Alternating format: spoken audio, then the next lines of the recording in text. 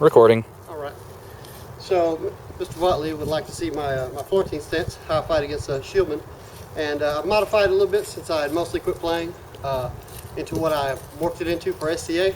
It's a little shorter stance here. Your left hand is going to be in that natural, ready to throw position, really close to your head. You notice that I'm not standing straight up, is that I lean into my left hand. That gives me those, it doesn't leave you much for a slot open. It makes it easier for you to slot. And then your right hand has two positions I primarily keep it in. So if a guy's taller than me, I usually crouch down so that it appears higher than when I took it at. Because you know, I like to keep it here, but I'll crouch to bring my hand up in space, because if Chris is that much taller than me, the odds of him throwing under are a lot lower, and it's easier to see. Versus if I stood up in my normal stance, makes it a lot easier to hit my arms. And the people who are faster than me, I do the sink, but I bring my hands down as well. So it's the same position, taller, and then the people who are faster, you notice I really just flatten my guard out. But a lot of them, you're not really changing where your hands are in space. If you need to look at people, you generally look over your back hand. Notice that I don't have my forearm turned or over. You look over your back hand with your head. There's no need to move it around. There's no need to move your arms in space. So if you notice when Chris throws at me for my basic stance, a lot of those you're not reaching for shots. Your hands should be pretty close to where you want them to be. What about when they stab you? Oh yeah, because everybody gets stabbed. Hot Florentine. I taught that every year. So from your basic stance, when people stab down the middle, right? From here, it's because you're goal posting. So my basic stance you saw, if he's got a good stab lead, or you're worried about getting a stab, just go to where you look over the back edge of the sword, right?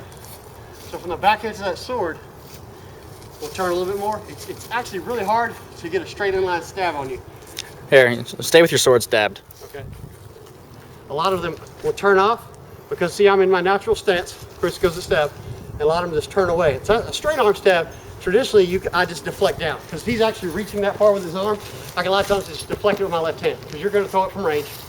Throw it from range. It's very easy. You just deny with your left hand. But if he closes in, a lot of those are going to be denied by my left hand.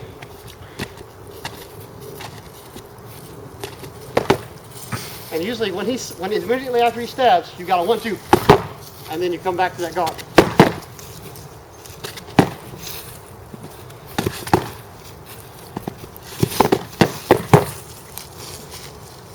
A lot of people, when they do like that, see how heavy-footed people come? When people are lunge leading, they put a lot of weight on their front foot. How to stop yourself being stabbed? Because a lot of people are going to lunge at you, like them, they stand like that, or he's putting his leg, he's leaning into his feet, trying to make that last space. Just hit him with your left hand. You see I missed there? When I miss, what I do? I cover it with this hand. There's no need to swing. A lot of it is make them stand up. Just like them over and over. See how he stands up? The reason you want him to stand up is because what standing up does makes it easier to hit him in the body. Helps you change levels over the year. That really, I don't know if that explains it, but that's how I don't get stabbed. A lot of it is, a lot of it is just denial, straight in that line, and not moving. What about if they keep getting their left arm hacked off? You're terrible at Florentine then. Good answer.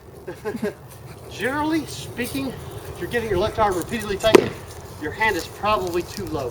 So if I'm fighting Chris, my hand is too low and too far inside my frame.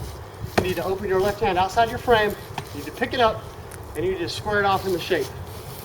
You notice, what's my primary defense fighting like this? What does all the primary deflection? Right hand. Why does my right hand do all the primary deflection? Because your left swings first, 90% of the time. The reason your left hand swings first, you need to be able to tie up their sword hand, make them reach for something. You make them reach for something with a shield like that, let your right hand throw. When you throw backwards, and you see this all over the place, people throw backwards, they throw that right-handed first, leg, arm, it doesn't matter what they throw. This is almost impossible to block. They have so much stuff to pick from. They can arm time you as a whole, slap shot you in the body, you know, and say you threw this shot and you try to cover. There's too many options. So the same thing, it's like you have a very good denial. See, you're in here to your frame. Now if he crosses, you're like me, seems to be open to the cross. You want everyone to throw outside. You want them to throw flat outside. You want them to throw a high cross. Both of which are into your standard A-frame. Straight into the arm, straight to the body. But you notice a lot of those turns, I'm not throwing my right hand immediately. I try to be safe because say he threw here, what do people do a lot of times? Or they tick-tock. Now there's no reason to immediately throw. He snaps you, throw back. Keep a hand behind, you know. Ready? See how high and standing, put a lot of weight there, send them to the ground. You notice when I reach for them, what I do? Cover that arm.